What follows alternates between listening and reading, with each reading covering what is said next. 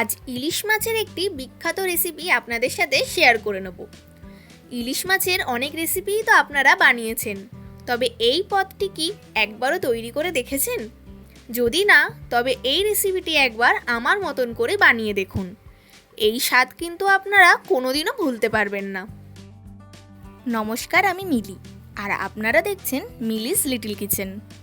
আজকের রেসিপি বাংলাদেশের মাওয়াঘাট বিখ্যাত ইলিশের লেজ ভর্তা।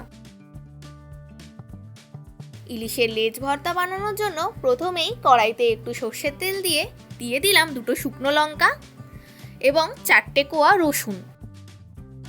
এরপর হালকাভাবে এগুলোকে একটু ভেজে নিতে হবে।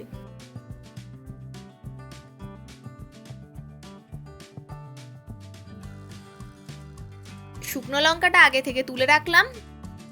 এরপর রসুনগুলো আরও কিছুক্ষণ ভেজে নেব। এরপর রসুনগুলো কিন্তু তুলে রাখলাম। এরপর এখানে নিয়েছি একটা ইলিশ মাছের লেজা। ইলিশ মাছের লেজাটিকে কিন্তু সামান্য একটু নুন এবং হলুদ গুঁড়ো দিয়ে ভালোভাবে ম্যারিনেট করে নেবেন।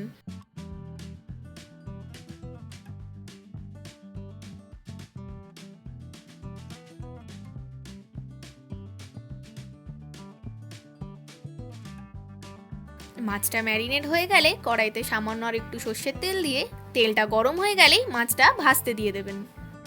মিলিস লিটল কিচেনে যদি আপনারা নতুন হয়ে থাকেন, তবে অবশ্যই চ্যানেলটিকে সাবস্ক্রাইব করে বেল আইকনটি ক্লিক করে দেবেন, যাতে এই চ্যানেলে হওয়া সমস্ত রান্নার আপডেট সবার আগে আপনাদের কাছে পৌঁছে যায়। এবং আমার ফেসবুক পেজটিকেও ফলো করার অনুরোধ রইল। এরপরে ইলিশ মাছের লেজাটা 2 পিঠ খুব ভালোভাবে কিন্তু ভেজে নিতে হবে। মাছটা প্রায় ভাজা হয়ে এসছে, দেখতেই পাচ্ছেন কতটা কড়া করে ভেজেছি এখানে। এরপর একটি পাত্রে মাছটা তুলে রেখে একটি নড়ার সাহায্যে ভাজা ইলিশ মাছটা এইভাবে থেতো করে নেবেন। এতে সুবিধা হচ্ছে কাঁটাগুলো কিন্তু সহজেই আপনারা বেছে নিতে পারবেন।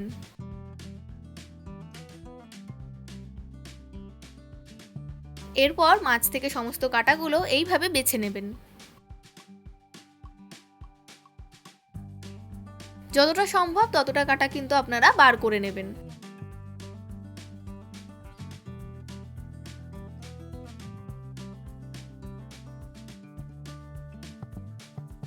মোটামুটি কাটা বাছা হয়ে গেছে। এরপর আলাদা বাটিতে তুলে রাখা শুকনো লঙ্কা এবং রসুনটিকে হাতের মাধ্যমে এইভাবে একটু মেখে নেবেন।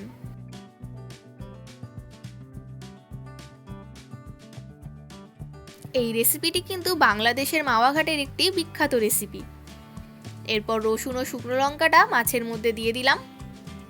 এরপর দিয়ে দিলাম কাঁচা পেঁয়াজ কুচি আর সামান্য একটু ধনেপাতা কুচি।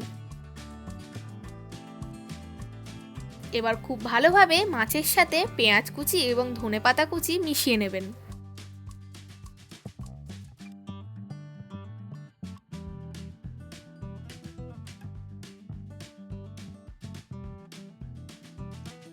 ইলিশ মাছ ভাজার তেলটা কিন্তু দিতে একদম ভুলবেন না। এখানে আমি 4 চামচ ইলিশ মাছ ভাজা তেলটা দিয়েছি। সামান্য একটু নুন দিয়ে দেবেন এবং খুব ভালোভাবে কিন্তু মিশিয়ে নেবেন। মাওয়াঘাটের বিখ্যাত ইলিশের লেজ ভর্তা কিন্তু একদম তৈরি। ইলিশ মাছের লেজা এমনিতেও ঝোলে বা ঝালে খেতে কিন্তু অসুবিধেই হয়। আপনারা এইভাবে একবার ইলিশের লেজ ভর্তা বাড়িতে বানিয়ে দেখবেন। আশা করছি এই স্বাদটি কিন্তু আপনাদের খুব ভালো লাগবে। আবার আপনাদের সাথে আমার দেখা হবে নেক্সট ভিডিওতে নতুন একটি রান্নার সঙ্গে। আপনারা ভালো থাকবেন, সুস্থ থাকবেন এবং এইভাবেই আমাকে সাপোর্ট করে যাবেন। আমার আজকের এই রান্নাটি যদি আপনাদের ভালো লেগে থাকে এবং সহজ বলে মনে হয়ে থাকে, তাহলে অতি অবশ্যই একটি লাইক দিয়ে যাবেন এবং কমেন্ট করে জানাতে কিন্তু ভুলবেন না।